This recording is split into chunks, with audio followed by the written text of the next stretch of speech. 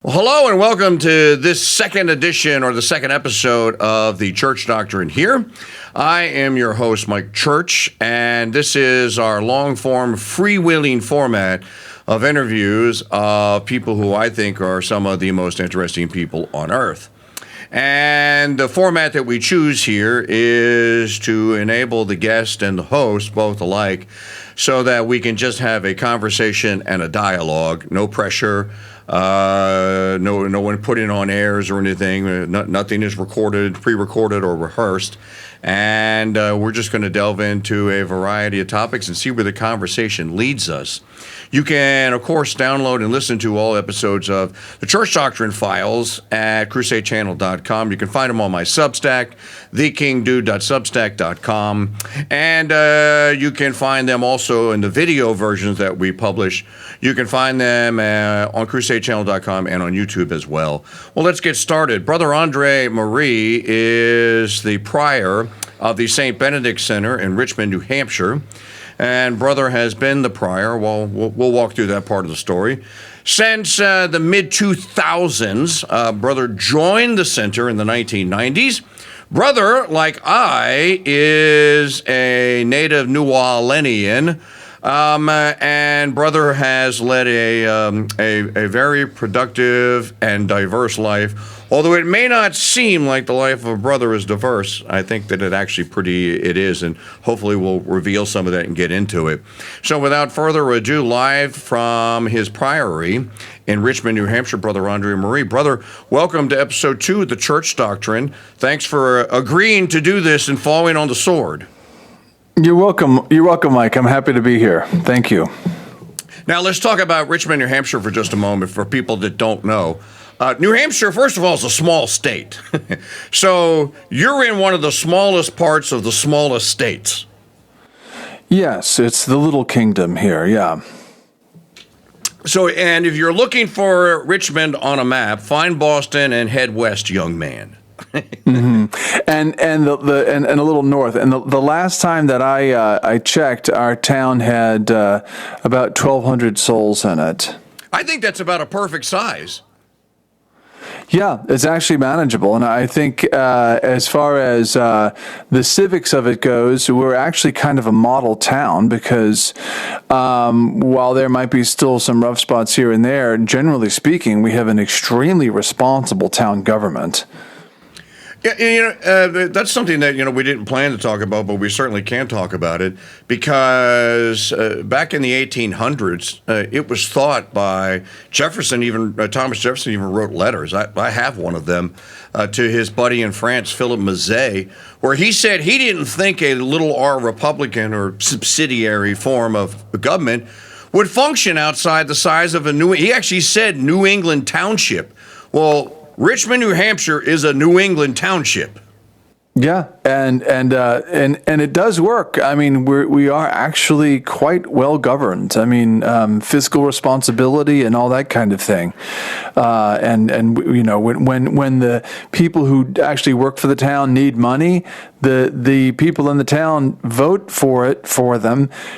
Because they're actually very responsible and they do what they're going to do. They do what they say they're going to do with the money. So the all-volunteer fire department, whenever they ask for anything, they get it because they're extremely resourceful and they're very frugal with the taxpayer money. So it's great. And it's interesting because the guy that's asking for the money shows up at the town meeting, and the townspeople can ask questions, and we can scratch things off the line-by-line budget and edit the budget on the fly at a town meeting. So it does have its advantages.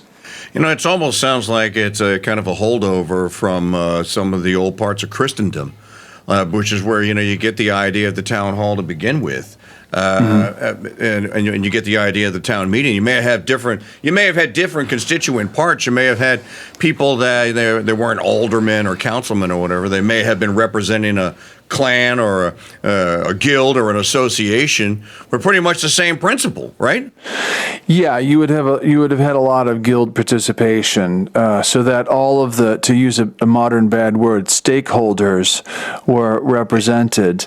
There's a legitimate use of that. I mean, these are the people who had a stake in the public weal, and they contributed to it.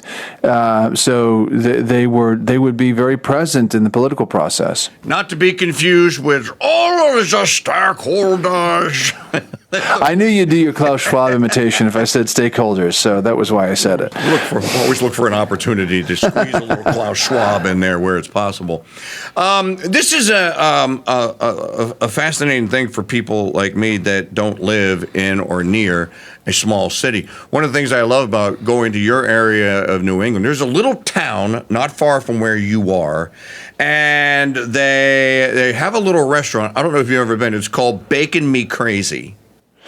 I've heard of it, but since we live here and since we're brothers, we don't go out and eating a lot. I mean, recently during Easter week, we went to a restaurant because somebody absolutely insisted we go and gave us a donation so that we could. And then we said, okay, we'll do it. So, but it's rare. But I've heard of Bacon Me Crazy, and there are lots of people around here who love that place. The restaurant's really cool. Of course, there's a lot of bacon in there. Here, down in the comment box on this episode, y'all get some donations together to send the brothers and sisters to Bacon Me Crazy. So, but the funniest thing though is the sign with the pig on the wall that says, "My superpower is turning vegetables into bacon. What's yours?" Well, it's funny because we do that here. I mean, we raise our own pigs, as you know. But yeah. Brother, we talked a little bit about Richmond, New Hampshire. Let's talk a little bit about your and my favorite city. That's New Orleans, the city that care forgot. Did you ever hear when you were growing up that it was the city that care forgot? Yes, they would use it on commercials and things like that. Yeah. So you were old enough then to have grown up and to have remembered Seafood City, 1826 North Broad. Absolutely. Do you remember? You got to see the Special Man. I think I saw that. I also remember Let Her Have It, which is something that you frequently reference. Yeah, we did some real, and Ronnie Lamarck of Lamarck Ford. I actually met Ronnie Lamarck in person. So yeah, I mean, colorful characters in New Orleans that did their own commercials, successful businessmen that did their own commercials with the full bore, whatever the regional version of the New Orleans accent was that they did. It was always fun. Ronnie Lamarck grew up in the 9th Ward, and he is the exact same age as my father, who died in 2014. Ronnie's still alive, but my dad grew up, and listen to this group of guys he grew up with. He grew up on the same block as the Lamarck boys, because there's a couple of Lamarck brothers. He grew up around the corner for him were the Copeland brothers, Al, and I forget his brother's name. Okay. So, you Popeyes, that's the Popeyes. The Popeyes guy. Mr. Benson was a little older than all of them, but Mr. Benson's family was down from the 9th Ward. Name your famous New Orleanian of the 1960s, 70s, and 80s, and they're probably from that area of the 9th Ward in the city that care forgot. And it kind of gives us a jumping off place to talk about the city. Now, first of all, brother, would you ever tell anyone that were you ever a Yat? No. Well, so neither of my parents were Yats. Yat is you grew up pretty much in the 9th Ward or somewhere around there, and you said, "Where yat?" Right? That was the greeting instead of "How are you?" or "Hello" or "Grüß Gott" or whatever you're going to say. You say "Where yat?" and of course that means "Where are you at?" which is kind of a grammatical monstrosity anyway. But then you have to put that elision in there so that it's all one word, and from that they get Yats and they call them Yats and they turned it into a noun to describe these to label these people. Yeah, I went to school with Yats. I mean. some of my best friends were Yats, but we did have a Yat presence at Holy Cross where I went to school. But no, I never considered myself a Yat, although I wasn't some sort of snob who looked down on Yats. But that accent is something I kind of avoided, although I had a lot of New Orleanianisms in my speech. You see now in the city of New Orleans, if you grew up in New Orleans, you weren't worried about being called a racist or a bigot. You were worried about being called a bigoted who was against Yats. So you don't want to say anything. Oh no, I'm not a Yat, but I know a lot of Yats, and I hang out with Yats too. So, well, it's like people think I'm a Cajun because they don't know that New Orleans isn't Cajun, and so they'll ask me if I'm a Cajun. I'll say, well, no, I went to school with Cajuns. I mean, I went to LSU with Cajuns. I did honestly have good friends who were Cajuns in the band and in social circles and stuff. And I love the Cajun country. But no, I'm not a Cajun. So people make those mistakes about New Orleans. They just assume it's all Cajun. You remember the guy that used to be on the Crusade Channel in the early days? Kurt Wallace. The Flow was the show. Yeah. Yes. He was so enamored. One day I had a phone conversation with him, and I called him or he called me, and instead of the usual salutation, I went, "Where you at?" And he went, "Huh?" And I said, "Where you at, Brian?" He goes, "Is that some kind of code?" And I explained it to him what it was, and he was blown away. He did a whole show on where you at. Just to get people to say, "Where you at?" Well, if anybody listening to this actually thinks wants to know more about these weird accents that you find in New Orleans, 'cause it's not just one accent; it's a multitude of accents that were very regional in the city. I think it's more amalgamated now, so that there aren't like uptown accents that are distinct from downtown, that are distinct from this and that.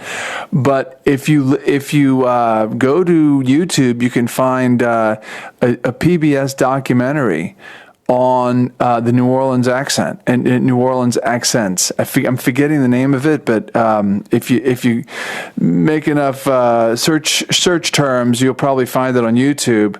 And it was actually a full length PBS documentary, quite well put together, and it's funny because, of course, some of the accents are hilarious. And on that same subject, my dearly departed friend Jay Thomas, who grew up, the actor, the comedian, who was a star of the TV show Cheers. He played Eddie LeBeck and a bunch of other character actors parts on CBS and NBC sitcoms. Back around 2008, 2010, somewhere up in there, PBS made another documentary. Brother, I don't know if you've ever seen it. It was called The Catholic League. And it was about the people don't understand when you're talking about the city of New Orleans.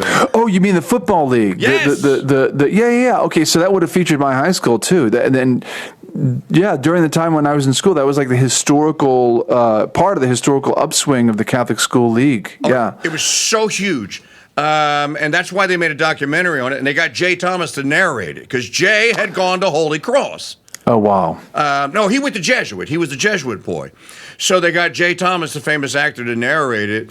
And I actually saw it. It's a wonderful, but you would reminisce. You would go, they cover all the usual schools, St. Aug, your school, Jesuit, Holy Cross, Archbishop Hannon, whatever schools they had. But people don't understand, back in the day, Catholicism, especially in a city like New Orleans, was dominant. Mm-hmm. It was dominant. Your children probably, this thing about public schools, I mean, we had some like the John McDonough schools, you know what I'm talking about. But a vast majority of the citizenry in New Orleans, either French or Spanish Catholics or Irish Catholics. And like you and I have talked about on the shows that we've done, they had church wars. You might have a German church on one street that's big, beautiful, Gothic, just gorgeous inside and out. Go a couple blocks over, and the Irish have built one that, and they're kind of rivals going back and forth.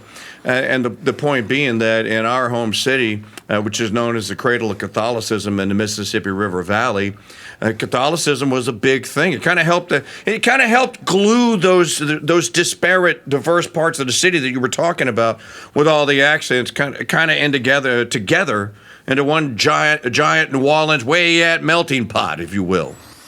Yes, and in some cases there was a historical trilingual parish in what's now known as the Irish Bayou section of the city, where the Redemptorists, who in Europe never did parish work, but in America they kind of had to, because of the situation with the need for missionaries to run parishes, because of they were building up the church in America. But the Redemptorists, there were German and French speaking Redemptorists who came to this country, and Blessed Francis Xavier Salus, who's buried in New Orleans, he's at what used to be an historical trilingual parish. Nowadays they twin parishes and they combine them, and you hear horror stories about, Baltimore is talking about reducing the parishes from 60 something to 21 parishes, which is a horror show, showing you the amazing shrinking church. But in New Orleans, there was actually a trilingual parish where they had 3 church buildings in one parish, each of them a beautiful church. There was Notre Dame, which was Francophone.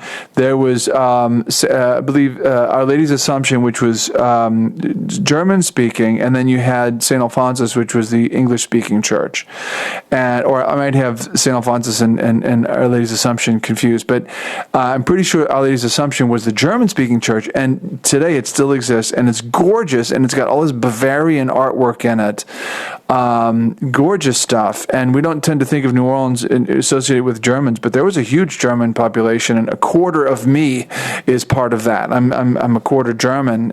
My German people had a bakery in New Orleans, Freitag's Bakery. Freitag is Friday in German, and it's also a family name. And Freitag's Bakery, a lot of New Orleans old timers would still remember it. It was a thing. So you, the family had a boulangerie in the French, and what is it in German? I wouldn't know. Sorry. Okay, all right. Just on that same subject, every the Friday before Christmas, the TFP guys, the Transportation, Family, and Property guys, because they have a house on the West Bank, or as you and I would say, brother, on the best bank, brah. They on the best bank, and they do a church tour. And there's nine churches they go to, and they go to the 2 that you mentioned. They go to the church where Father Zelos is. Then you go to the one that's around the corner, and then you go to, I know St. Stephen's is on the tour. That's on Tulane. The Church of St. Anthony of Padua on Canal. You remember that one? It's on Canal Street, not Boulevard, Canal Street. No, I'm not familiar with that church. It's beautiful. And then you'll go to St. Loyola's, which has actually a relic of, not St. Loyola's, what am I talking about? St. Jude's. St. Jude. Oh, yeah. Which is the national shrine to St. Jude of the United States. It's right there. I think it's, what is that, Justin? Is that Rampart Street? I want to say it's Rampart. It's very near the parade route, one of the big parade routes. Yeah, it is. And so, you have this massive Catholic presence. It's actually still there. I tell people, you come to New Orleans, you can't take a dead cat and swing it by the tail and not hit a street that was named for a saint or a decade of the Rosary. You'll hit Annunciation Street. You'll hit Assumption Street. You'll see the Catholicity. People think, yeah, bro, I love that Bourbon Street. That's named for whiskey. No, I'm pretty sure the whiskey is named for the Bourbon, and the Bourbon is the Royal House of France. Who knew that Royal Street was actually like an homage to French royalty? Yeah. And also the street, which is at the back side, actually if you're facing the altar, if you're a priest saying Mass, you're actually facing Royal Street and St. Louis Cathedral. It's a wonderful city. There's so much history. The Ursulines that came there, the history of the Battle of New Orleans. So much that we could talk about, but we'll bring our listeners and our viewers into a little bit more modern time.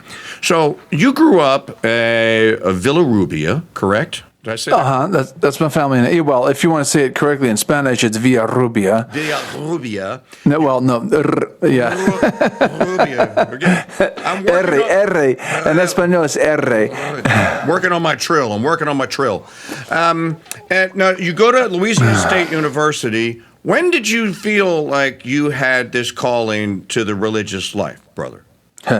Well, I wrestled with and resisted a priestly or religious vocation since seventh grade, because at Holy Cross I was taught by some of the brothers. There were still some brothers there. Nowadays there aren't any, unless things have radically changed in the last few years. But there probably still aren't any yet. But in seventh grade, I had brothers teaching me, and I was interested. I was intrigued by their life and what they did. And I had one of the brothers that I asked them a few questions about what their life was like, and I thought about it. And then in high school, I started thinking more in terms of the priesthood.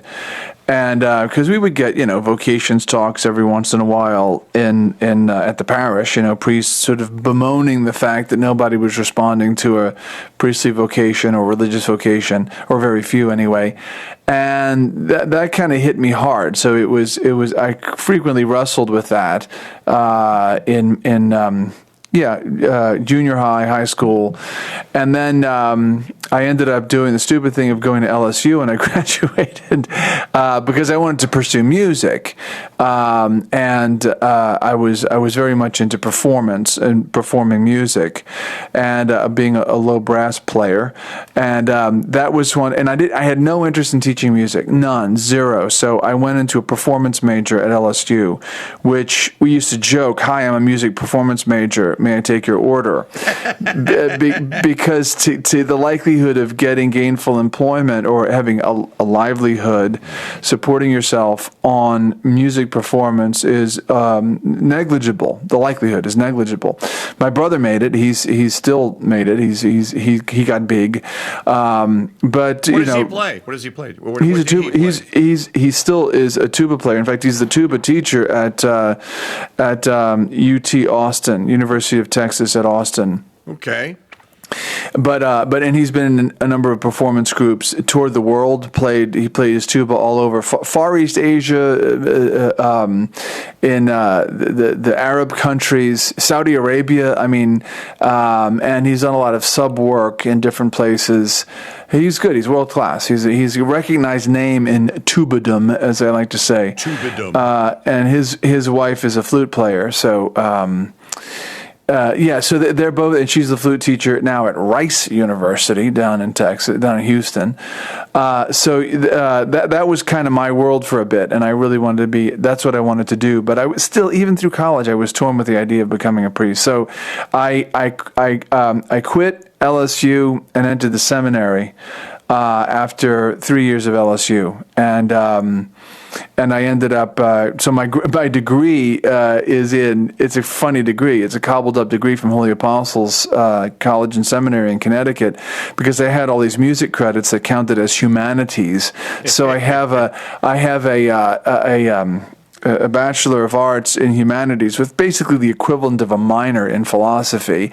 And then I ended up getting much later, going back and getting a master's degree in theology, so that I could actually talk about theological subjects without somebody saying, who the heck are you to talk theology? So it'd be just a new twist on the old joke. It'd be, "Hi, I have a degree in humanities. Would you like to hear the specials today?" Yeah, exactly. Yeah, I'm not a practical person in so many ways, so I don't mind this. I don't mind having degrees that are considered to be useless by the practical people. So that's all right. Now, a interesting thing for our listeners who may want to know, I assume, and maybe I shouldn't, so let me ask, did you ever actually meet or get to see Father Leonard Feeney? No, I was an 8-year-old child in Metairie, Louisiana, when Father Leonard died. Okay. But you did, and this is where our story, I think, may take a familiar turn for some, but you did get to see and ultimately have as a mentor of sorts, Brother Francis Maluf. Yes, Brother Francis, who was a close collaborator, student, disciple of Father Leonard, was my mentor and my superior, and for years. And I learned the vast majority of whatever I know that's worth knowing. I learned from him, at least the principles involved and the basis. And what I learned from him allowed me to learn from other sources without fear of being confused. You know what I mean? Because he gave me a great foundation. For those that don't know Brother Francis, could you give us just the 30,000-foot view of who this charming, wonderful little Lebanese man was, and how did this man wind up? Now, let me add my part that I know. Brother Francis, or Fahkri, what was his? Fahkri Maluf. Fahkri Maluf was brilliant. I'm talking jet fuel, literally jet fuel rocket science genius. And came to the United States, could have taught anywhere. I'll let Brother tell you the schools that he taught at. And then one day he meets this man right outside of Harvard, you see. He meets Father Leonard Feeney. And then Brother Francis, or Fahkri, his life takes a turn. I think it's one of the greatest stories never told. I know it a little bit. Why don't you tell our audience a little bit about it? Because I think it's a wonderful story.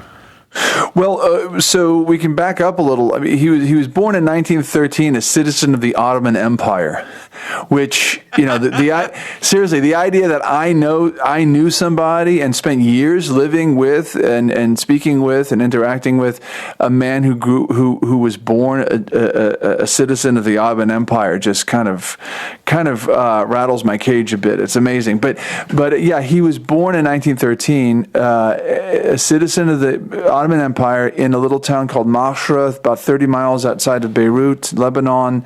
And he grew up in a house that was poor. They were poor people. It was vineyard country.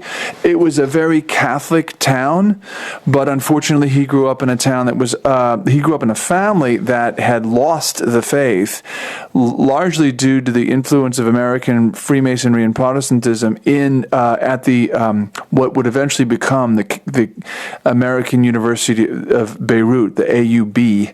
It was at first known to be the Syrian Protestant College, and it was founded by Presbyterian Freemasons from the United States. He grew up speaking Arabic, of course, but also English, and he knew French. He resisted speaking French in the streets because he knew Lebanese who did that, and he rather resisted the French mandate, because as soon as the Ottoman Empire fell, the victorious Allied powers divided up the Holy Land, the Near East, to rule. In other words, the former lands of the Ottoman Empire were ruled by the victorious powers, and Tsarist Russia fell out the game early because of the Communist Revolution, but France and England basically ended up dividing up the rule, and Brother rather resisted the French mandate. So although he loved French culture and things like that, he didn't want to go be speaking French. So he knew it. I mean, at the end of his life, every night he'd be reading a book in French before he went to bed, just to keep his French up. But anyway, he was educated. Although the family were poor, his dad was educated, and so was his mom. The education was very important for them. They were poets. They were philosophers. I mean, of a sort. But he learned from his childhood the importance of education, and his father ran something of a school in the home. And when Fahkri got to a certain age, like he was still in like 9th grade or something, the equivalent of, he's teaching younger kids. So during his childhood, he was a teacher. His father, Boutros Maluf, which Boutros means Peter in Arabic, Boutros Maluf ran this school where he had the older students teaching the younger students, and it was a real educational environment. And then he ended up, when he came of age, he went to the American University of Beirut, then got with a bachelor's degree, then got a master's degree, and all this is in sciences and math and physics. And then after he got his master's degree, they had him teaching there, and he was teaching, undergrads, and he was teaching the science, math, physics, and all that stuff. And then he encountered Dr. Charles Mallik, who was a Greek Orthodox Lebanese man, a statesman, and a philosopher. He had been a student of Heidegger. He had studied under Heidegger in Germany, so he spoke German. He was very educated, and he was. I mean, at one time he was the head of the UN General Assembly. He was. I think it was the General Assembly. One aspect of the UN. He headed it up for a time. Very influential man. Very anti-communist. He was an Orthodox Christian, and that was Brother Francis's first encounter with a very serious. He was kind of a C.S. Lewis figure in many ways, because Dr. Mallik, and you can look it up. There's a huge Wikipedia article on Dr. Charles Mallik. Okay. Like C.S. Lewis, a lot of the people that he influenced, Muslims, Jews, whatever, Druzes, different people of different religions that were common in Lebanon, they would convert to Christianity, and most of them became Catholics, even though he was Orthodox. And so two of his brothers became Catholics, Father Gabriel Mallik and Father, I forget the other one. One became a Dominican and the other became a Jesuit. It sounds like a funny joke. But Brother Francis he heard this man. So as a teacher, as an instructor, Brother Francis spent time auditing other professors' classes, because he was on a constant quest to learn. And Dr. Mallik mentioned angels in his lecture. And Brother Francis went up to him after class, and of course at the time he's Fahkri, Maluf. By the way, Fahkri is a common name in the Arab world, and it means joy, like my joy. And there are variations, one of which is Fakir, which you want to make brother's name. But Fakir is actually a variation on that same theme. And I met a Fakir. Fahkri. Yeah. They both come from the word for joy. Okay. Anyway, Brother Francis Fahkri goes to Professor Mallik and says, I've never met an educated person who actually believed in angels before. What, are you serious? So he said, well, I could explain it to you, but it would take a while. He said, well, I've got time.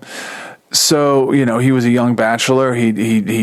All he was about was thinking and academics and politics too. But he decided, they took a walk, and they walked all around Lebanon. Keep in mind, Lebanon's a small country. Right. And they ended up walking all night, having a conversation. And the conversation was this sort of peripatetic conversation. Aristotle used to walk when he was teaching. All the students would walk with him. And he was called the peripatetic because of that. So they had this perambulation all around Lebanon, and all they had time to do before they faced their first classes of the day the next morning was walk into a coffee bar and get some coffee, and then they went and faced their classes. That's awesome. So, and by that time, Brother Francis was so rocked his foundation with this crazy notion of there being pure spirits and the order of the supernatural that he had never sufficiently pondered, that it was the foundation of his conversion. And through a series of providential events, he would become a Catholic, as most of Dr. Mallik's people that he influenced did. So that was one of his things. And he was also into politics, and he was very involved in what was called the Syrian National Party.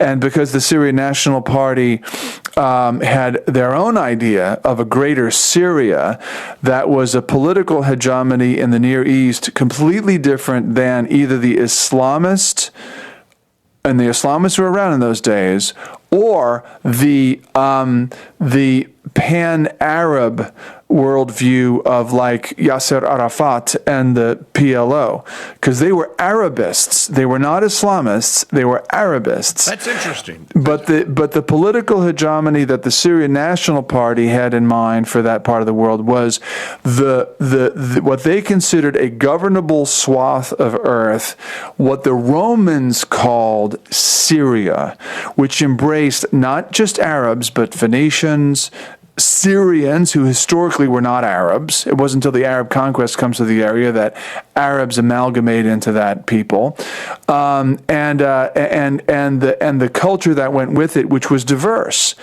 and they had no views on religion, except they wanted sort of an American style sort of religious plurality, which was tolerant to all the native religions. So they weren't brown Christian nationalists. No, they weren't Christian nationalists. They had their own view, and their now it could have worked. I mean, it could have worked, but of course, because there was another group of people who had their own designs on that, or a significant piece of that land, and I think you know where I'm going. Because of that, Brother Francis's name ended up on a hit list. And he had a friend who was basically assassinated by the Zionists, and he wanted to. So he didn't want to leave, but the people at the American University of Beirut were concerned about his well-being, so they arranged for him to come over to the United States on a study visa. And he ended up getting his PhD in philosophy at the University of Michigan at Ann Arbor. And that was what brought him to the United States, basically being saved, fleeing from, or his friends, getting him the heck out of Lebanon so he wouldn't be murdered by the Zionists. It's an amazing story here. So then he gets to Michigan. Now, does he ever teach at Michigan, or does he? Well, so he was on a fellowship, a graduate fellowship, which would have required him to do some teaching, but he wasn't one of the professors there. He was pursuing his PhD, and then he, as they often do in these fellowships, you have to do a certain amount of teaching as well. So from Michigan, then I assume somehow he makes his way to Boston. Yeah, and that's a crazy story too, which I can tell really quickly. Okay. Because he ended up, so he got his PhD, and the problem was it was too. the war drums were beating, right? It was. I think he got his PhD in 1942. I'd have to double check, but he came to this country, I think, in 1939. So between the time he came and the time he was supposed to go back, the war was in we were in the throes of international war, World War II, and therefore going back to Lebanon on an ocean-going vessel was not considered a prudent thing. So the people at the AUB actually were concerned about him, and they said, "Well, look, we have this person who donated money for this crazy scholarship for PhDs, people who got their doctorates. He thought they were the most impractical people in the world, and he had a lot of money, and he left this quirky sort of quixotic fellowship funding, whatever he called it, grant money, whatever, to fund postdoctoral studies for PhDs so that they could do an interdisciplinary study. And it was very interesting because I think the concept was always remained with Brother Francis that the over-specialization, which is the influence of academia, was something that he very much resisted. But I think that's what this person was thinking, that PhDs are so focused on their own special interest that they don't have a sufficient cultural breadth in the whole greater education world. So he wanted to fund PhDs going through classes sort of cross-disciplinary, right? Getting a broader educational culture. And believe it or not, he got sent to Harvard for that. A PhD in intellectual mud. Yeah, well, he had his PhD, and the idea was now you're getting postdoctoral studies at Harvard. So he sat through all kinds of interesting classrooms at Harvard, and it was there that he ended up meeting Father Feeney at Saint Benedict Center. He had converted to Catholicism while he was at Ann Arbor, in St. Thomas Church in Ann Arbor, Michigan. So this is the story of Fahkri. Maluf, who becomes Brother Francis. Any lore on, or did Father Feeney name him Francis? Well, no, he took. They were allowed to pick who they wanted to take the name, and he took, and he wanted to take Saint Francis Xavier's name because he admired the missionary zeal of Saint Francis Xavier, and he had worked with the Jesuits. Father Feeney, of course, was a Jesuit, but he had taught with the Jesuits while he was there. While he was doing this program, he graduated. He gets out of it, and he needed work, and then they said, "Oh, the Jesuits will hire you to teach at one of our universities, but you've got all this secular stuff on your curriculum vitae. We'll have to send you for further studies." So they sent him to St. Bonaventure College or I guess it's university in upstate New York, and he studied a whole bunch of Catholic philosophy classes, and so that when the Jesuit Superior General looked at the curriculum vitae of the different professors in the Jesuit institutions, he wouldn't see somebody who was basically a secular educated only professor of philosophy at this Holy Cross in Worcester. So Brother Francis learned, or actually it was at BC, Boston College. He taught at both. He ended up at BC, Boston College, which is a Catholic Jesuit institution still to this day. Well, most people think of it as Doug Flutie University now. There you go. Yeah, and if you go by there today, the only remnant of any of that is the statue of Flutie that's outside the stadium. Brother, so this is after you put us somewhere around 1942. Is that when Brother Francis meets Father Feeney? Yeah, somewhere around there. Well, it would have been, that 42 would have been when he graduated, I believe, with the PhD, but he ended up in Harvard for some time before he met Father Feeney, but at least by 45 they've met. Now is it true, and I got this from Joe Doyle, so I know it's true, but maybe you can expand on this a little bit. For those that don't know, at the time we're talking about, let's just say we're around World War II, maybe it's shortly after the end of the war, VJ Day, and rebuilding is the order of the day. This man, Father Leonard Feeney, why was he so popular? Was he charismatic? Was he just like the only guy left standing that actually believed in some of the teachings of the church? Because I know he's famous for kind of gathering there in that square. Last time I was in Boston, Charles Coulomb took all of us to. He goes, "This here, Michael, is the corner where Father Feeney held court, and this is where he met Brother Francis right here. Right here was the original Saint Benedict Center. Was right behind me to my back. With my back here, I'm looking at the great church here where Father Feeney, where he taught him, where all of these conversions occurred." Now, he didn't give us any other history, but I generally don't know. And since people will run around and go like, "Oh, you're a Feeneyite," which we'll talk about. Who is Father Leonard Feeney? We know he's a Jesuit. We know he's in Boston at the time. Who is he? So he was a Jesuit priest from Catholic family from Lowell, Massachusetts, and he entered the Jesuits as a young man, 17 years old. He entered the Society of Jesus, the novitiate of St. Andrews on the Hudson, which is now a culinary school, and he ended up being one of their brighter lights, you might say. He was very smart, and they wanted to send him to advanced studies. There was a Jesuit, an older Jesuit, who was kind of a mentor to Father Leonard, and he told them, when you go for your advanced studies, don't study theology. And he says, why? He says, because our institutions are becoming corrupted with modernism. This is in the 30s, or actually 20s or 30s. And already there were people who were bringing to Father Leonard's attention that there were problems. You may have heard me say that. I encountered a book when I was a high school student called The Mass of the Future. It was written in the 20s by a Jesuit.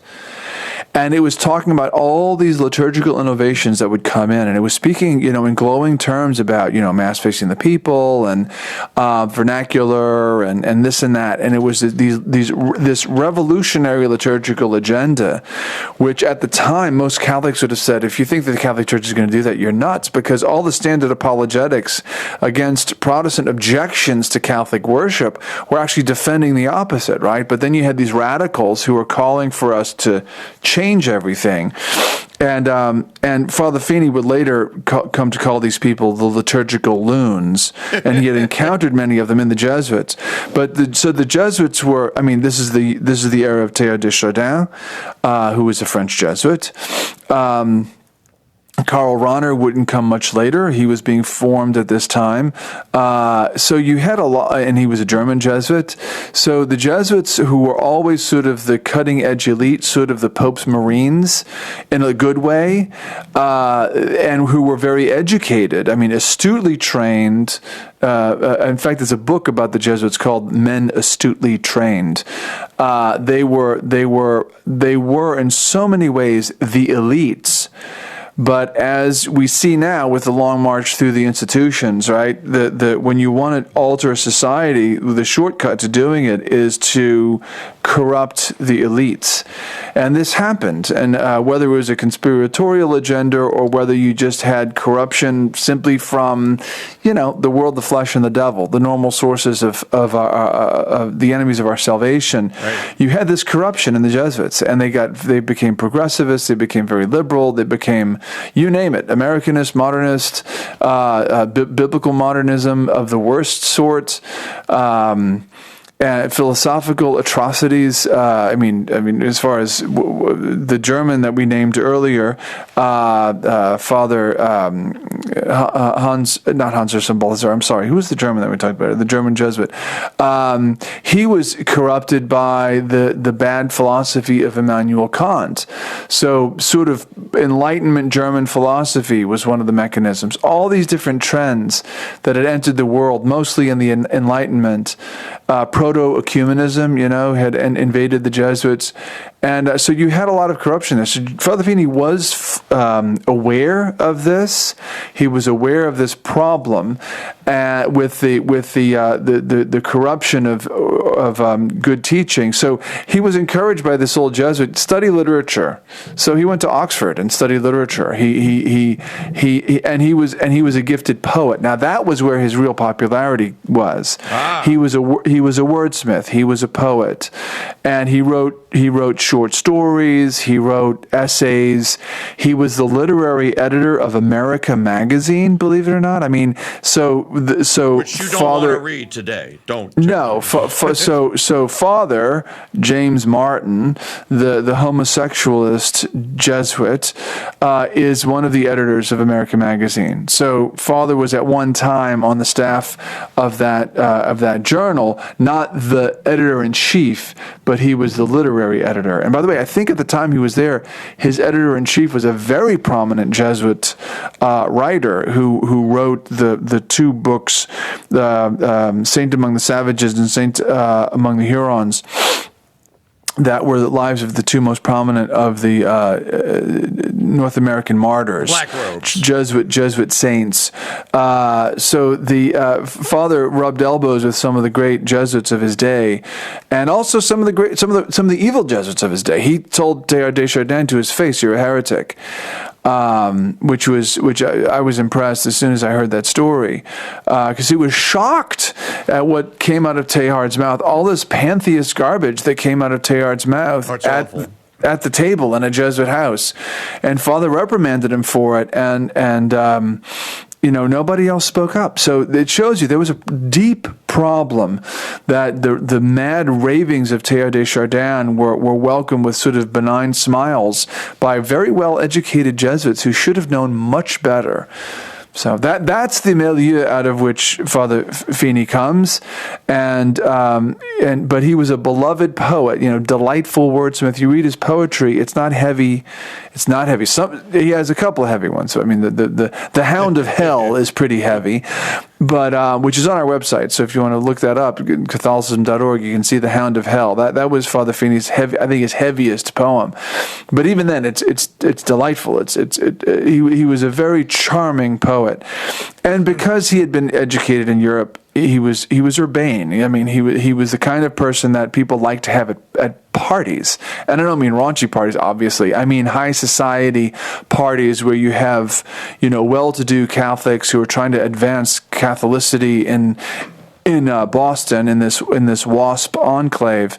So he became kind of a popular person in the Catholic scene in and around Boston.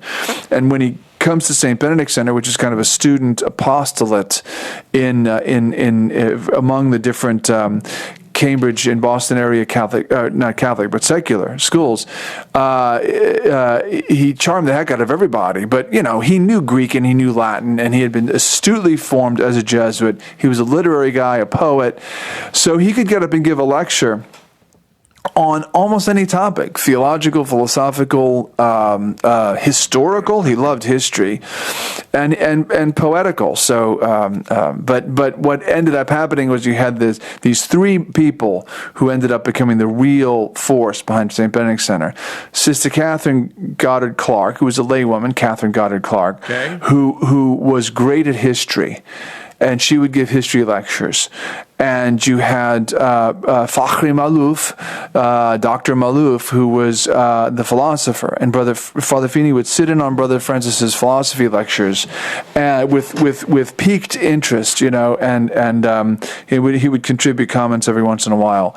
And so you had a group of students who heard all this stuff from these three teachers, and that was the beginning of Saint Benedict Center. Incredible story. Now, this is also at the time when the Kennedy family and the Kennedy clan is beginning to get into politics. Joe has made his fortune in being a bootlegger during Prohibition, and then the boys, of course, John F. is the most famous, of course. Joe Doyle told me a story once. He goes, Mike, remind me sometime to tell you the real story. Joe talks really fast. Remind me sometime to tell you the real story. We really have what PT 109, okay? The story that you got in that book is not correct. Everybody knows it's not true, but I want to tell you the real story of what happened with PT 109. I never got the real story of what happened to PT 109, but Joe was very excited about it. Which kind of brings me, let's segue. But by the way, Joe is an amateur, is a self-taught naval history scholar. He's genius. So it's weird. When he was a kid, he got a book on famous naval battles or famous naval ships or something like that, and he got absolutely riveted by this book. And so he's a polymath. He's a largely self-taught polymath. He has a bachelor's degree from one of those Jesuit Boston colleges. I think it's BC. I think he went to BC. But he's always been studying and learning, and lawyers have confused him as one of their own. He was asked by a lawyer, "Where did you get your law degree?" And he said, "I'm not a lawyer." And the guy was shocked because he heard Joe speaking on fine points of Massachusetts law. So, and coming up on an episode of the Church Doctrine, we will sit down with Joe Doyle and we'll get all of that history. So into this cauldron. So we're in Boston now in the 1950s or so. The Saint Benedict Center has formed. The group is now publishing from the housetops now, I assume, somewhere up in there. Yeah, they were publishing from the housetops in the mid 40s, and it's funny because I didn't even know we were going to talk about this history, so I didn't have anything prepared on this. But yeah, they were publishing from the housetops, which was really, it was what you would expect to be for academics, considering the fact that you had students from all the Boston and Cambridge area institutions who went to night classes and as well as social gatherings where they frequently met, their future spouses. You had all this going on. You would expect that in that environment, there would be something of an academic nature being published. So sure enough, From the Housetops it was kind of, it was apologetics, also Catholic cultural things, Catholic poetry, Father Feeney would contribute a poem of his own in the issue and every issue and things like that. And they had people subscribing to it from universities and colleges all over the country. So it was a quarterly that they put out, and it was very interesting. Those early housetops had a lot of interesting content in them. And so from this kind of formation here, Father Feeney becomes nearly in Boston circles, Catholic circles. Father Feeney becomes a very well-known name. The Saint Benedict Center has formed. At what point in here, and this is where I want to get into some of the controversy, because people don't know, and they say things that are completely and totally and uninformed. At what point in here, brother, as best as you know, does Father Leonard Feeney become controversial? Is it because of his stoic and beautiful defense of outside the church there is no salvation, ex ecclesiam, nulla, salus, or is it because of this debate or this argument over baptism by blood and by fire? Can you pinpoint where it is where Father Leonard becomes this controversial lightning rod figure? Well, okay, so at some point in the mid-40s,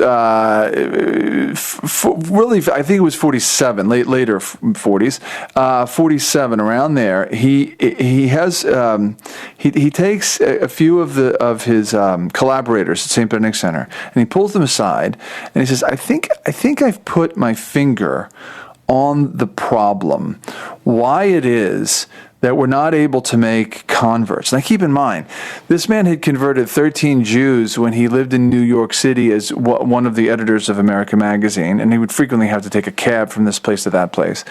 And he would deliberately get Jewish cabbies that he would strike up a conversation with, and he would tell them things like, you know that the Queen of Heaven is a little Jewish girl, right?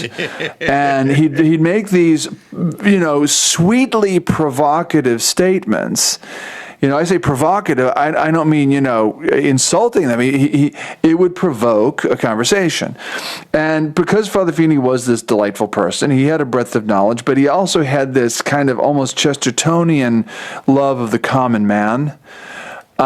So he wasn't a snob in the least, even though when he was in Oxford, he hobnobbed with all these social elites. Right.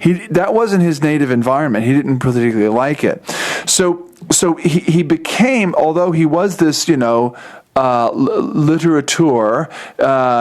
and super educated, he really he had kind of the heart of a missionary.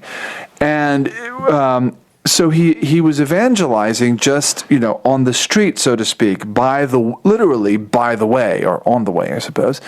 And now, when he was at Saint Benedict Center and he was officially made the chaplain there, at that point he takes this project very seriously, and the students who were going to the Boston and Cambridge area schools, they were frequently getting all this anti-Catholic rhetoric aimed at them in their various philosophy classes, history classes, comparative religion classes, all that.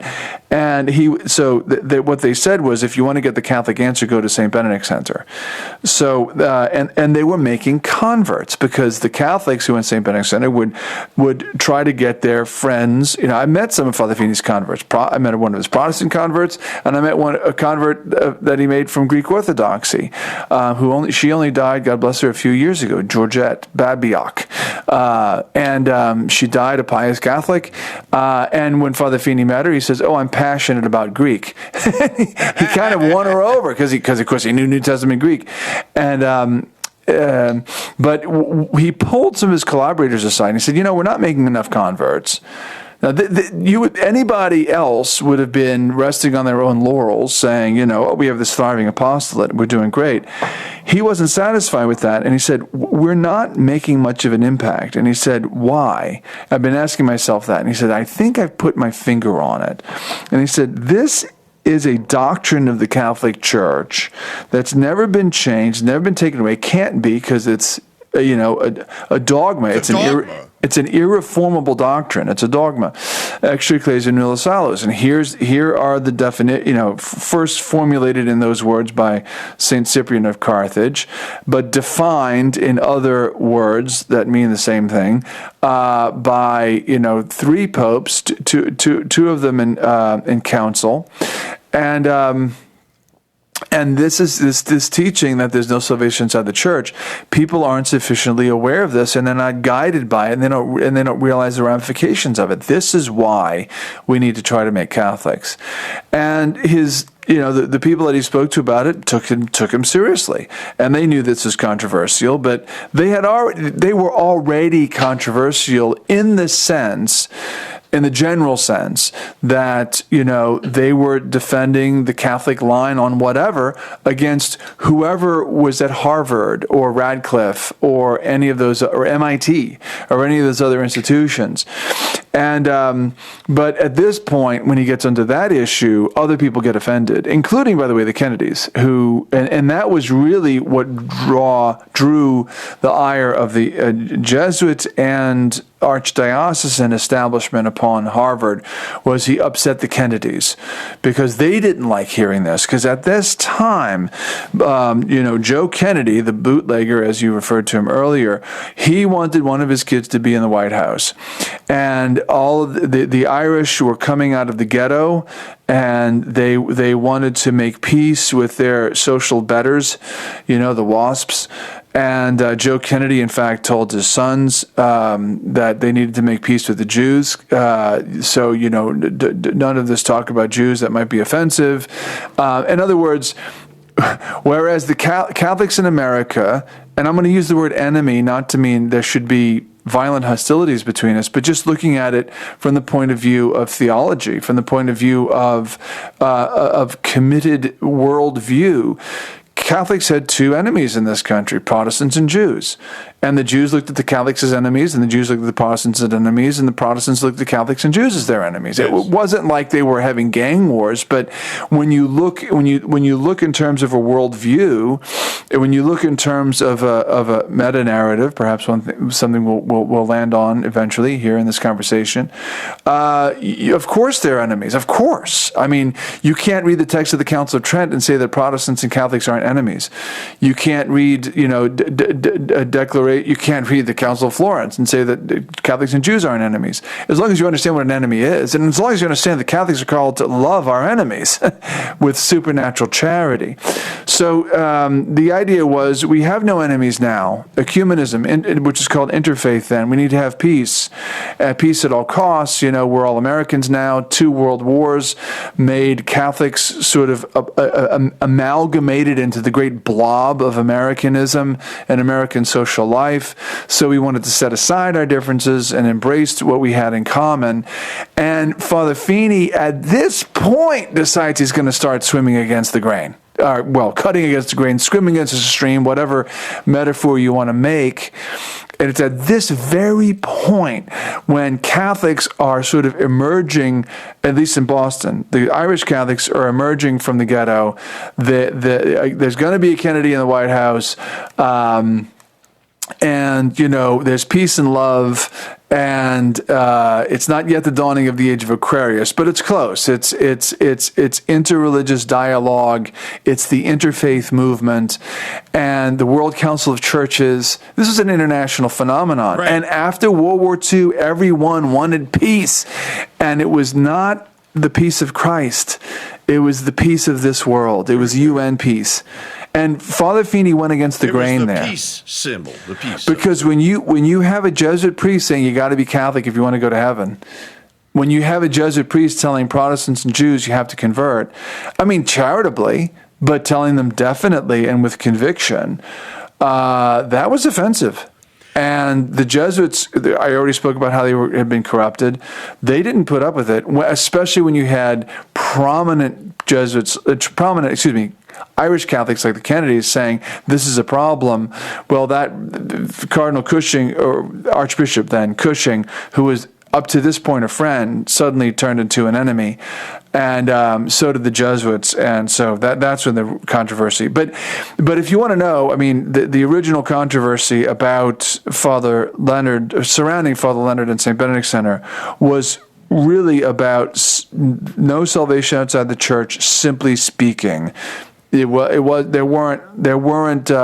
theological niceties involved. There weren't, fine hairline distinctions involved. It was this doctrine, ex ecclesiam nulla salus, as formulated by St. Cyprian, the doctrine taught by the Council of Florence, Pope Innocent III, Pope Eugene IV, Pope Boniface VIII, right? That doctrine, which was considered offensive, and they said, no, the church has changed that. We got away from that. And especially at Vatican II, the church changed that. We got away from that. And Father Feeney just said, no, the church can't get away from irreformable doctrine. That was the problem. That was the controversy. This is the controversy that, not coincidentally, that we face today. It's this hasn't stopped. It's only accelerated since Father Feeney. We don't have time to get into it on this session, but we can in the future. There are still these dogmas, if you will, for people listening and watching at home that are like, well, I didn't know any of this. I've never heard about this, that there was these dogmatic teachings. Well, sister or brother or Brista, depending on whose side you're on, this is like the heart and soul of Catholicism, is what makes it tick, because it is doctrinaire at the end of the day. There are things that are built around it that give it this foundation so it can last 2,000 years. Who was the one that cracked the joke and said that was it Malcolm Muggeridge that said the Catholic Church has been run by this human element of idiots for 2,000 years, and any institution that can survive that has to be the real thing? There are variations on that line, and it wouldn't surprise me if multiple people came up with it independently, but the version of it that I heard was Cardinal Newman when he went to Rome. Okay. It made him a Catholic, and he was asked, how did that work? And his response was, any institution that could be run so ineptly for so long and still survive must be divine. So there are variations on that one, but. So out of all this, folks, the Saint Benedict Center ultimately becomes the teaching ground of Fahkri Maluf, teaching Philosophia Perrennis. When does this start officially? Does Father Feeney say, I want you to teach this course, we're going to have a school, or does this just kind of organically evolve over time? Does Brother Francis begin in the 1950s, the 1960s? It was the 1940s, and it was night lectures. Okay. Father Feeney Brother Francis always taught on Tuesday nights. I forget the days, but Father Feeney always taught on, I want to say it was Wednesday or Thursday, and Sister Catherine had another night. She did history. Father Feeney did any topic, actually. His was kind of a variety show, if you will, but mostly theological. But he could wrap a theological discussion around a literary discussion. I mean, they had a lot of academics that visited the place, and I mean, they had this Italian scholar who lectured on the Divine Comedy.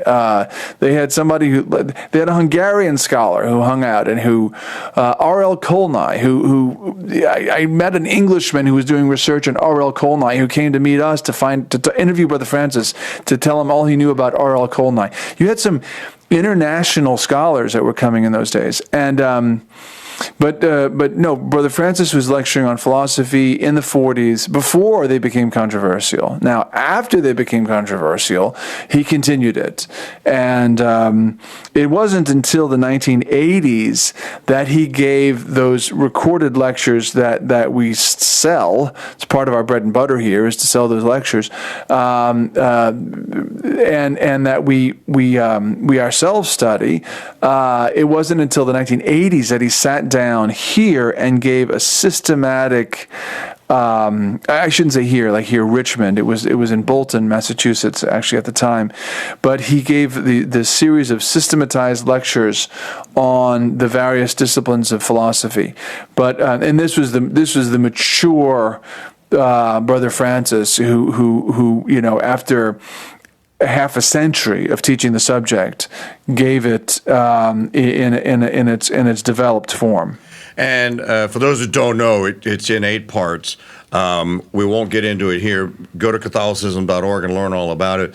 If you listen to the series, one of my favorite parts is Welcome to the St. Augustine Institute for Advanced Catholic Studies. Tonight is, how would he say it? This is Brother Francis with his regular Tuesday night lecture. With his regular Tuesday night lecture. This is Tuesday, August the 8th, 1986. Brother Francis. Yeah. That was Bob Cohen,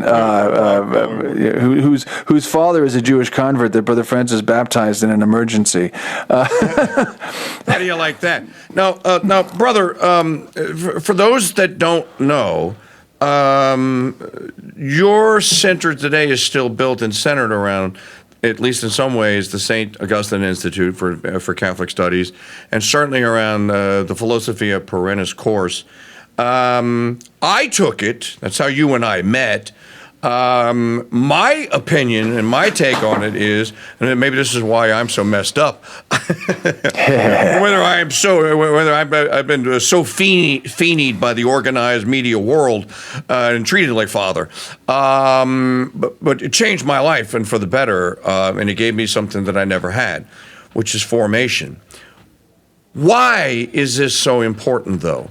It's almost like God intended that we humans, it's like we need this kind of philosophical formation, which at the end of the day is not egg-headed stuff. Most of it is very commonsensical and practical. So give our listeners the pitch on why philosophy, why, especially homeschoolers out there. You think you got to teach your kids, they got to learn all this math and they have to do this science and everything, or science! That all this is important. No, without the right formation, they're going to use it for the wrong purposes. Mm-hmm. Why philosophy, brother? And why this, or Philosophia Perrennis?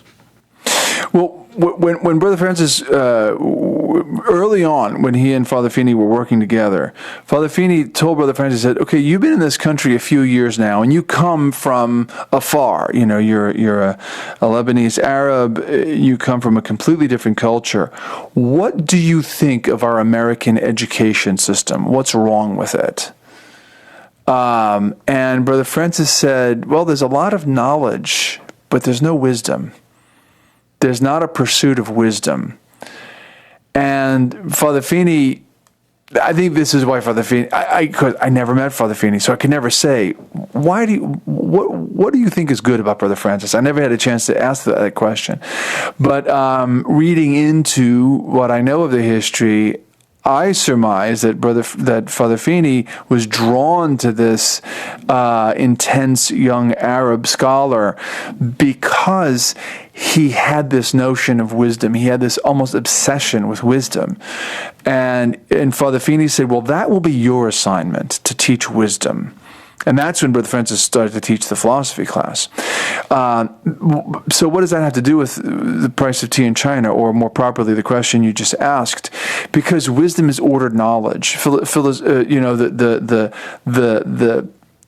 The pikers, the fakes, the frauds in the days of Socrates called themselves wise men. They were the sophists. And ever since then, sophistry and sophism has been associated with bad thinking and a sort of opportunistic, intellectual sleight of hand that's dishonest. But the real ones, the real thinkers, call themselves philosophers, lovers of wisdom. By contrast, and Brother Francis really was a philosopher in that sense. He was a lover of wisdom. And so philosophy as a discipline, as a series of disciplines, teaches the mind, orders the mind. And wisdom is ordered knowledge. Wisdom puts first things first. Wisdom prioritizes. Wisdom isn't, let's learn everything that Wikipedia has to tell us about everything, where you're going to get the most minute knowledge about the most irrelevant things. no, philosophy is able to prioritize knowledge. That's the role of wisdom. And at that time in American culture, we wanted to send a man to the moon and all that stuff. Don't worry, I won't get into the controversy. We wanted to send a man to the moon. So we were all into, and you don't need to do the echo chamber effect, science. And meaning the empirical sciences, forgetting that philosophy is the queen of all the sciences in the natural order, whereas theology is the queen of all the sciences in the supernatural order. So we modern Americans want instantly to see what's the practical value of this. And there are numerous practical values, but the first value is not a practical one. The first value is that it improves man as man, which is the whole point of liberal education. It was to enhance and improve and educate a free man, which is distinguished from somebody who's going to be educated servilely to serve other people. Now, there's nothing wrong with service. There's nothing wrong with being servile.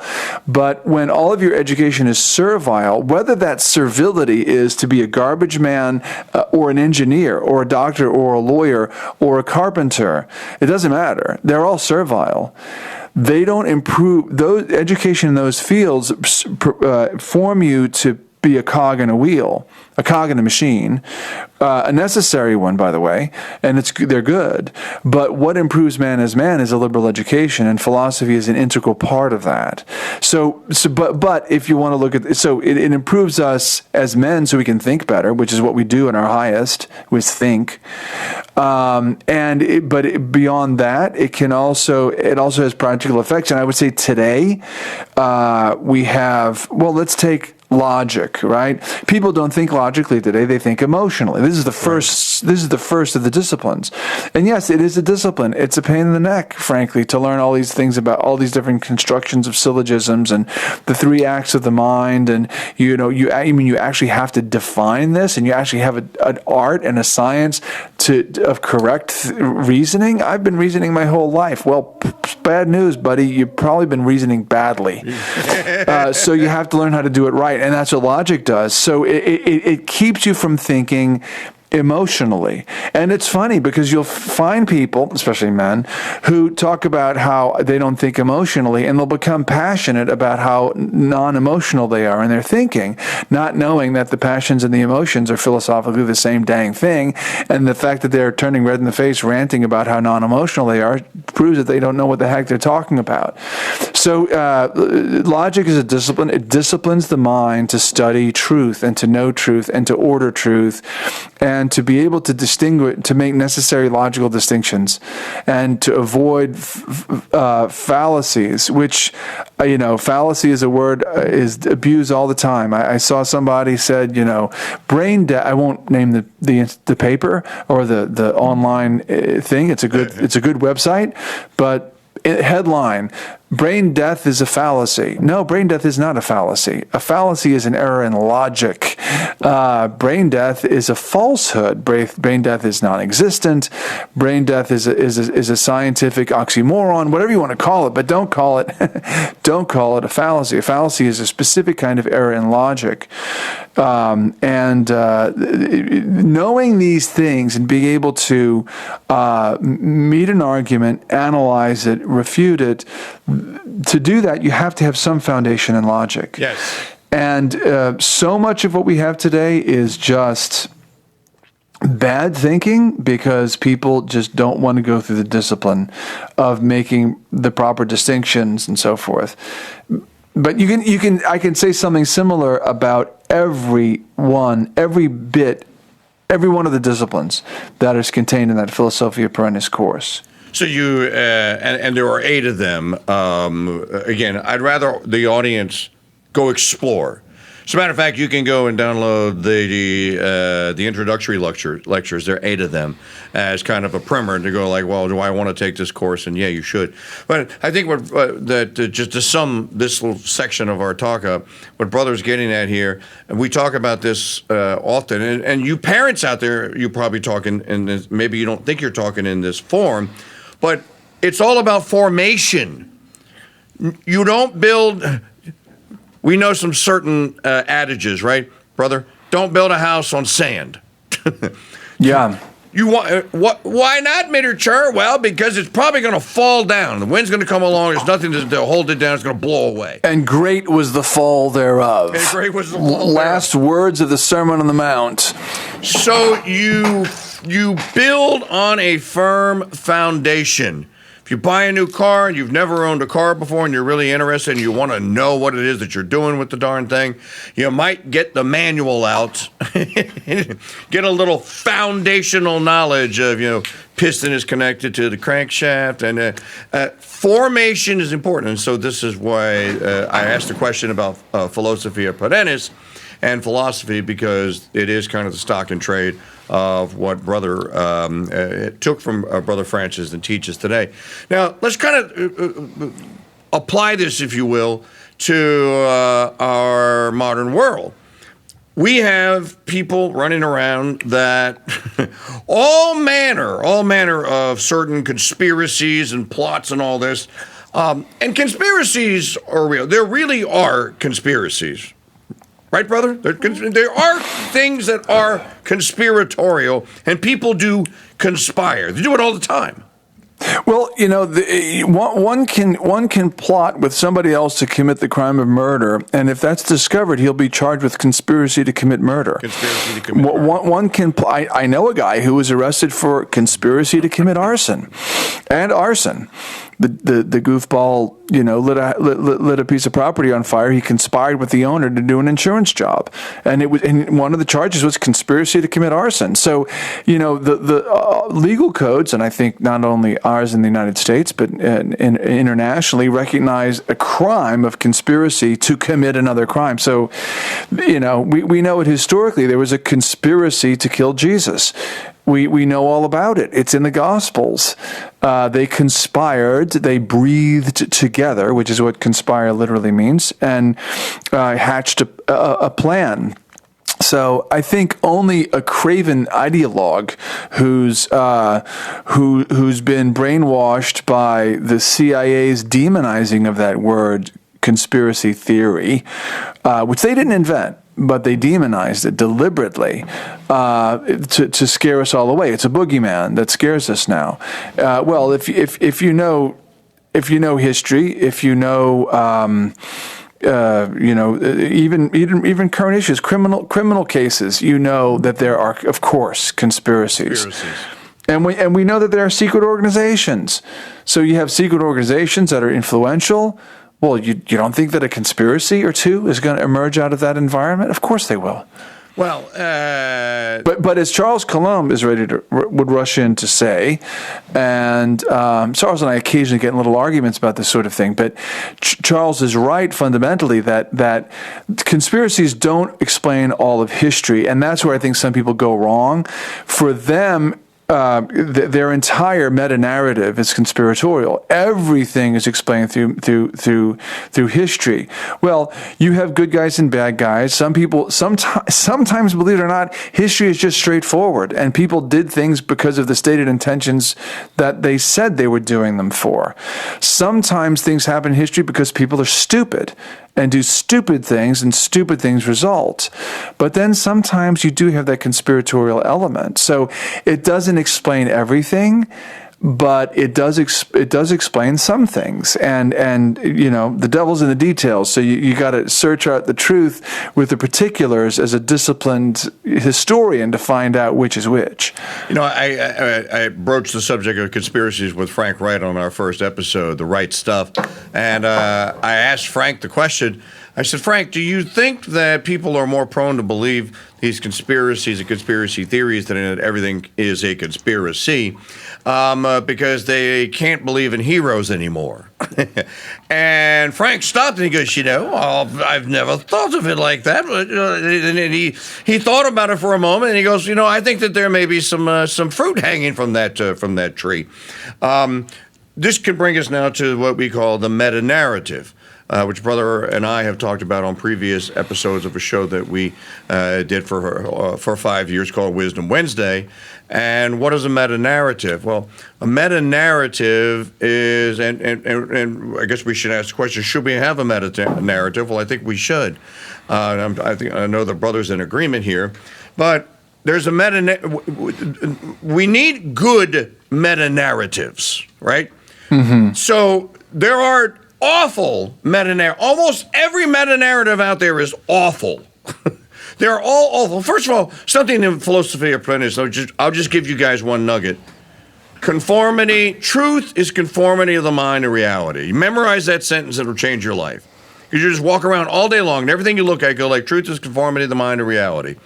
And if you can internalize and make that thought part of your thinking process, you will be far better off, and you're on your way to actually really getting some formation and learning. But, brother, you like to listen to James Corbett every now and then. He does a lot of shows on meta-narrative. What is a meta-narrative, and should we have one? And if we should, what makes that meta-narrative? What would be a good one? Well, okay, so a narrative is simply a story, and the idea of a meta-narrative is that it's a story that encapsulates a worldview. It encapsulates history, but it encapsulates origins and destiny and purpose. And when you have a meta-narrative that is according to the sort of post-Enlightenment scientistic worldview that most people do by default, that's the default setting these days. Yes. Then you're going to have a meta-narrative that is, it's this worldly, it's materialistic, it's possibly hedonistic in its moral outlook. And it doesn't see purpose beyond, what am I doing now and what am I going to do tomorrow and how much money do I have in my bank and can I eat and can I, live for the weekend? And I mean, and one might even have higher aspirations than that, but all of those aspirations are still in this life. And I've made the point,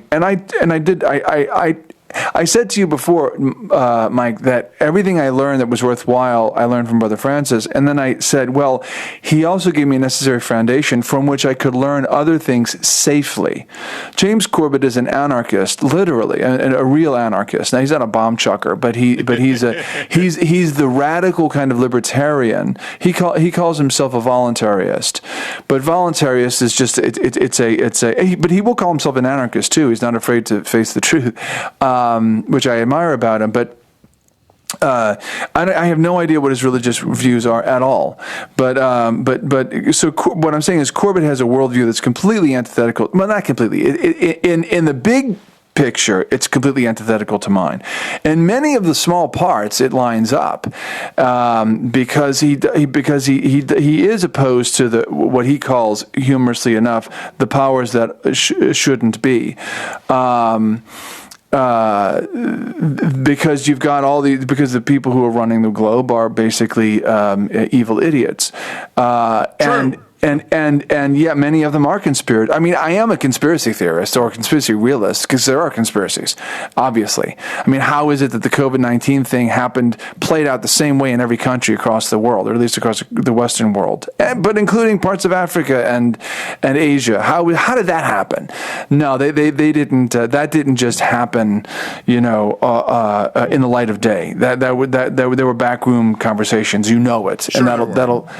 But beyond that, Brother Francis gave me the ability to have a critical outlook and to be able to assimilate information from people who don't share either the true faith or a proper philosophical outlook or outlook on politics, because I think that anarchy and radical libertarianism kind of are untenable political ideologies. But that said, I have tremendous respect for Corbett, and he is very good because his background is in literary literary literature and literary theory and things like that. So he was all into. He's a smart guy. He's very super smart. Whip smart, as they say. But he understands the importance of a narrative and crafting a narrative that will give you an identity, that will give you your sense of purpose.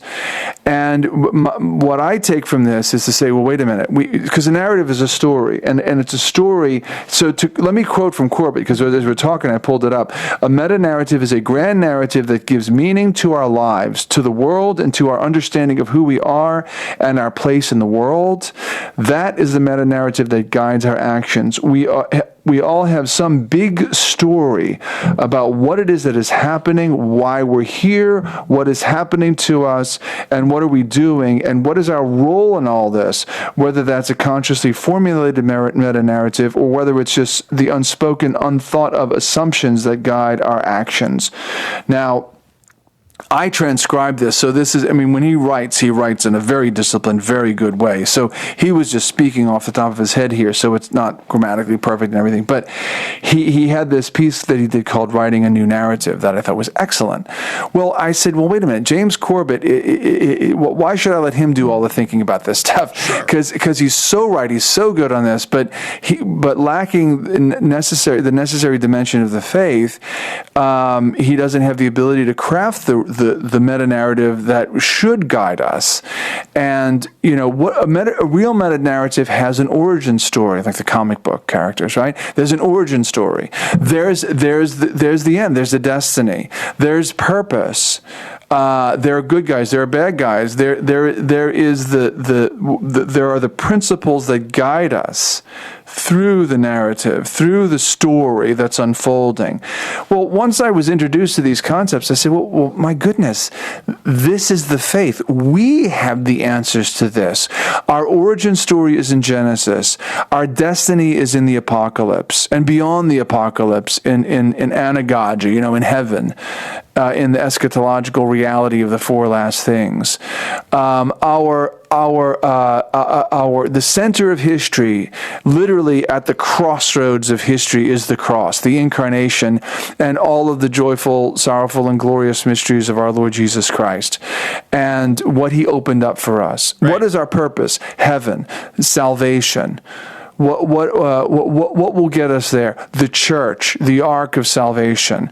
What are the helps along the way? What do we use? The sacraments. The three theological, the four cardinal virtues, the gifts of the Holy Ghost. All these things fit into our meta-narrative, which also includes all of the history of the Old and New Testaments, the lives of the saints, and how holy people worked out their salvation through history with its crazy vicissitudes that we've already sort of touched upon in this talk. So then pursuing the faith, the true common good, the one true common good, you were made to glorify God, right? God made you ultimately to pass this challenge of this world and return your soul from whence it came, right, brother? To eternally bask in what's called the beatific vision. So yes, we have the meta-narrative. Now we can add to it. You can add your own personal parts to it. Yep. But I think so many people today, and maybe you're exposed to the same people I am, or the same amount of people. So many people that I am exposed to, or view conversations of, or eavesdrop on conversations. This and their meta narrative is pretty much the same. There is this evil group of families that have been running the show since the Borgia popes, basically, and they've all been conspiring to drag us all to hell and make trillions of dollars along the way. And everything that happens is somehow related to everything that they do. And I go, but wait a minute, you leave grace out of it. Where does grace fit in? They don't carve a space out here for God, basically, to come in and go, well, God can fix all this tomorrow. We can all be smoted into the reality. I was talking with David Simpson. We're just about, we're never out of time, but I kind of want to keep this around 90 minutes. So we'll kind of get into our brother, please put your tray table back up. Put your seat back up. Be prepared for landing. Prepare for landing here. I hope we don't crash, Mike. I hope we don't crash. We're not going to crash. David Simpson and I had lunch yesterday. We were talking. Your friend and my friend David Simpson. And I said, David, one of the things that I have been intrigued about the most in the last 2 years, and this has actually come to me, and the Holy Ghost works in really strange ways with me, brother. And I've told you my stories and others, and I go like, Holy Ghost, that had to be. I had nothing to do with this. The Holy Ghost has kind of shown me, and something I had never had any interest in before, the Old Testament. You're a scholar. I'm amazed at how much scholarly knowledge you have of it. So this wouldn't faze you at all. But to me, when I sit and I listen intently to whatever Sunday it is where we get in the epistle or in the collect or whatever, we get the story of the Ninevites. But just one of them, just throwing one of them out there, and you get God actually. And I told David, I'm like, how amazing of a world must it have been to have lived before Christ in a world where God actually came and said, no, it was I that opened the earth up and swallowed those 5,000 men. That God, Moses doesn't go, this is not a euphemism. Moses doesn't go, hey, Israelites, I'm going to go up and get the mobile bush phone out up there, and we're going to have a little conversation. No, he actually goes and speaks with God. And I told David, I said, there are events that are happening here, and it looks to me like, and this doesn't have to be a subject of conversation, but it looks to me, brother, like God may be saying, son, you done good. Now, for 2,000 years, your grace and your story have carried, but the people that we created have kind of grown a little weary of it. But I know how to bring them back into line, because when I scare them, when I tell them how high, they jump. And I told David, I said, you've seen some of these things that are going on here. I don't know if you saw this, brother, but the port, city, country, whatever you want to call it, of Dubai has been reduced to Noah rubble in the last 3 days. Have you seen this? No, I haven't. It normally rains in one calendar year 7 inches in Dubai. Well, in the last 2 days, it's rained 12. And it literally looks like they need an ark. No planes can land. They can't take off. The airport is flooded.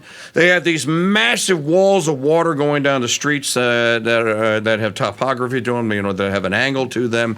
And they're talking about it. They think like Allah is punishing them. You had this earthquake, which is very rare. It hasn't happened in this place before. 10 days ago, where God kind of nudged the land around in New Jersey and aimed it at the hellhole that is New York, and went, I'm telling you, don't you need to stop. I know people that felt it in New Hampshire. He's also shaking the earth near San Francisco. There are volcanoes exploding. One erupted yesterday in Indonesia. The Icelandic people have become very infamous and evil for the extermination of Down syndrome babies in the womb. Don't forget the Pacific Rim, the rim of fire. Yes, and just recently here now, volcanoes are erupting all over Iceland, around where the people are. People are being driven and fleeing and have been find places to live. Most people don't know this story, but that tsunami that wiped all those people out in Indonesia in 2005, that place where those people, where that tsunami hit, was known as the pedo capital of that part of the world. Well, you know that the UAE is the party capital of the Arab world. That's right. It is the pedo sex capital of the Arab world. The Saudi royal family goes there to party and drink and everything, which they don't want to do in Saudi Arabia because the crazy religious cops, the zealots that they allow to beat people up on Fridays when they're not at prayers, they wouldn't have anything to do with it. But the Saudi royal family are themselves very decadent, and they hang out in UAE and drink it up and whore it up and all that. Yeah, and I only bring that up because I was talking about the conspiracy meta-narrative of all that. It seems to me like God may be getting warmed up. Maybe ready to start doing some smoting and smiting again. Well, and no matter who. Okay, so you heard me say I'm a conspiracy realist. I believe in conspiracy theories. I do. I mean, and by the way, when it's proven and when they admit it, it's not a theory anymore. That's it's reality. Right. That's right. But beyond that, ultimately, when you connect the dots in any of these conspiracy narratives that are real, the most highly placed conspirator is just a useful idiot for Satan. I mean, this concept of useful idiots is a very valuable concept. Oh, it is. But there are useful idiots in regular sort of routine conspiracy narratives.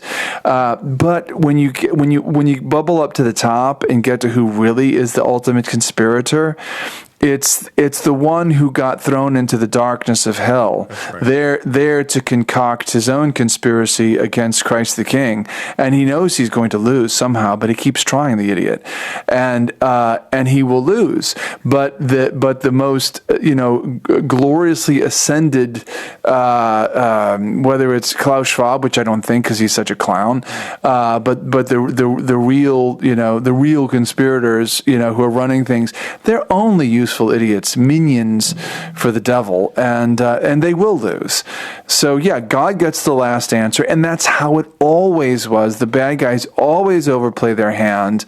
They always lose. That's right. But along the way, they can cause an incredible amount of suffering and corruption, and that's what we have to realize. That in order to fight these people, we have to deal with the corruption in ourselves first, and the corruption in our homes, our families, local problems, etc. People want to resolve the whole problem. They want to, when people rant about Pope Francis, which I understand. I'm reading a book right now written by a bona fide, accomplished academic theologian who's critiquing some of the points of Pope Francis's pontificate. It's devastating.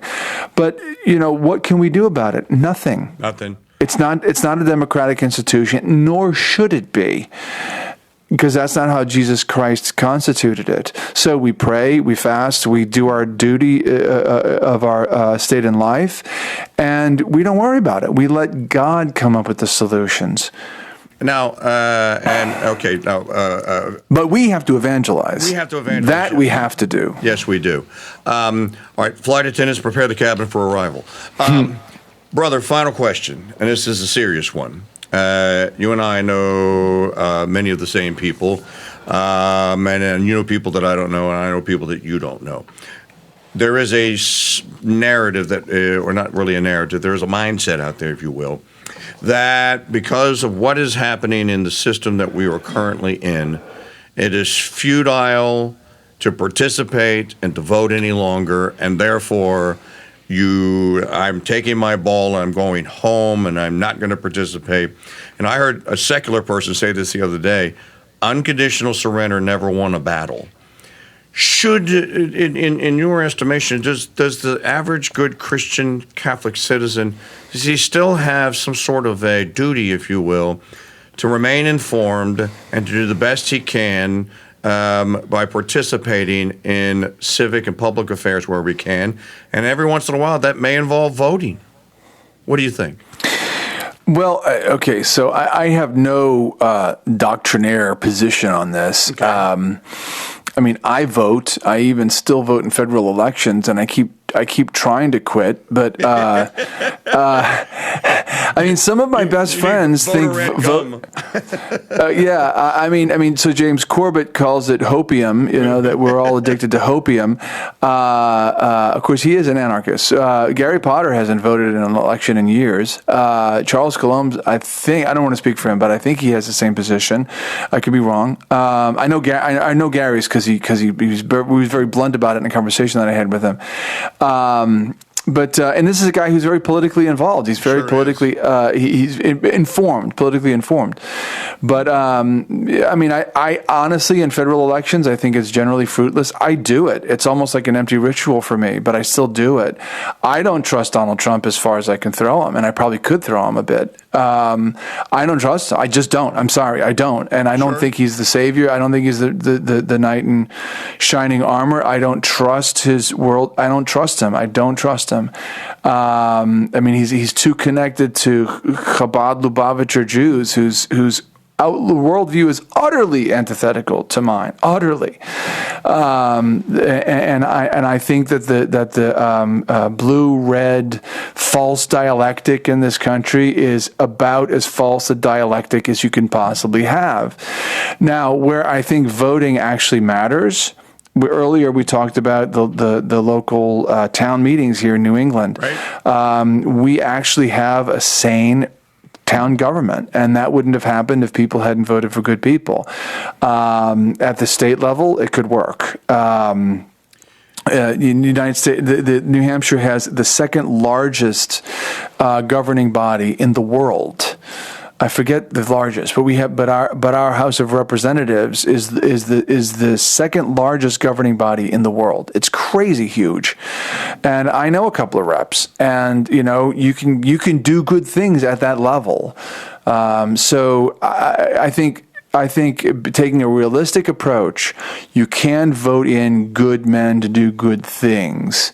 How much you can get out of that, it's going to be limited in the extreme. Yes. But when it's a choice between making it so that there's no restrictions on abortion at all, versus there are restrictions on abortion, I would take the latter. When it comes to moral matters, I'm not an incrementalist. I don't think it's I don't think we should take incremental measures in our own personal moral life, but I do think that politically speaking, I mean, politics is really not the art of the possible. It's how a society ought to be governed. It's a much more elevated thing.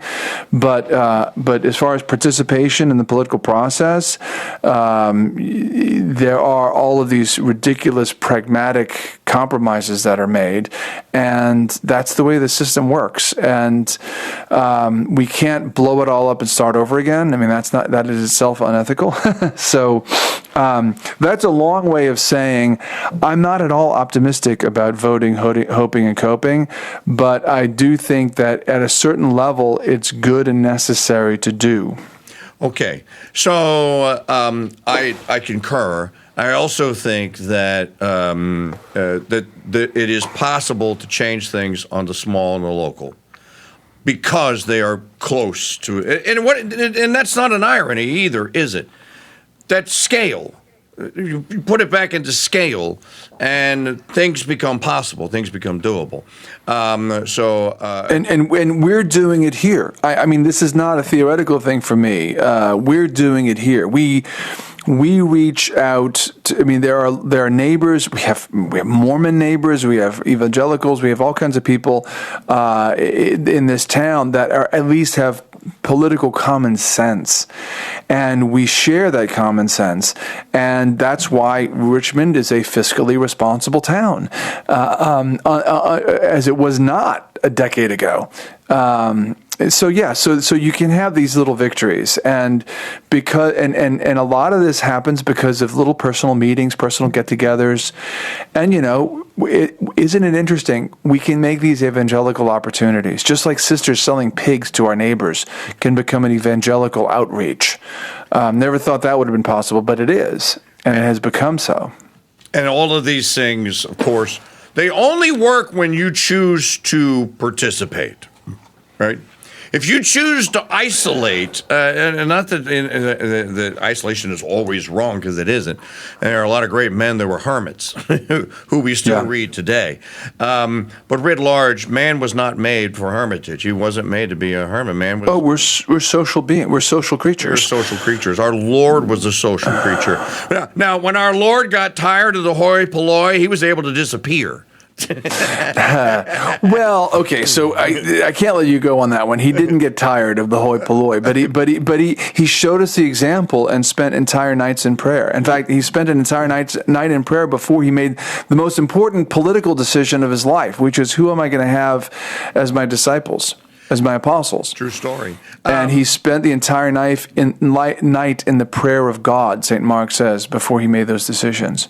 So we're going to wrap it up and leave it there. On a very, we're on the precipice now. We could pull you over the side, or you could jump. So, or you could choose to stand, whichever you wish. But brother, I want to thank you for the 100 minutes that we spent here together on the second episode of the Church Doctrine, and just as I promised people, and they were like, "Are you going to let Brother Teak? Are you going to?" No, I'm going to cut him off, and I'm going to say, "No, we're not going there. No, I'm not going to Mike Wallace anyone." I hope I asked provocative questions, and I hope that you learned a little bit about our special guest here, and about this. As I told you in the beginning, you may not have believed me, audience, and this wonderfully diverse life and the stories that brother has to tell, and that's why we're doing this long form. And if you like it, tell a friend. I'm not going to give you the whole hit the bell button down there, give the thumbs up, all that. If you like what you heard, you know what to do. Help spread the word. So, brother, thank you for being a guest on the second, or my special guest on the second episode of the Church Doctrine Show. You're welcome, Michael. I enjoyed it. Thank you for having me. And, of course, God bless you and Mary keep you. You too, Mike. And by the way, I end all my shows for like 10 years with that. I kind of took that from you. Yeah, every once in a while I hear you say it. I'm like, okay, if I've done nothing else in this life, Lord, at least I got my church to say that. I say it every day. I have never missed a day. I say it every day. Well, brother, thank you very much. Folks, that is going to wrap up episode number 2 here at the Church Doctrine. You don't really have to subscribe, but all episodes will be available right here at CRUSADEchannel.com. They are for our paying members, and I encourage you, if you're getting this as a preview, to become a paying member and support the CRUSADE Radio Network and the work that we are doing here to preserve, protect, and defend broadcasting and this medium here. St. Pope John Paul II said, go out there, sanctify the temporal spear. That's what our Lord would have you do. It's what we're trying to do here with all that we do. And we appreciate all of your support. Tell a friend about the Church Doctrine. Send me your suggestions on who ought to be the next guest on the Church Doctrine Show. I look forward to hearing you. You can write me, iamkingdude@protonmail.com. Our executive producer today, of course, was Mrs. Maggie O'Connell. Our producer today was Justin Redmond, the Tominator. Until I see you next time on the next episode of the Church Doctrine, as brother and I just said, God bless you and Mary keep you.